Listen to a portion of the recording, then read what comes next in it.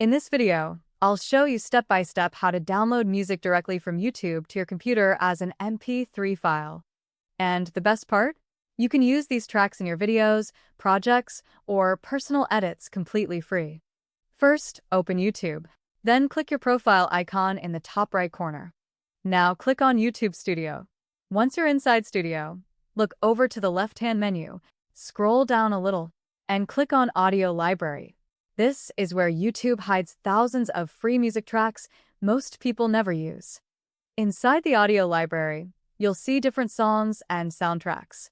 If you want to preview one first, just click the play button on the left side. And when you find a track you like, click the download button on the right, or use the download icon at the bottom right corner. And just like that. If this tutorial helped you out, consider leaving a like and subscribe for more quick and useful tutorials. Thanks for watching, and I'll see you in the next one.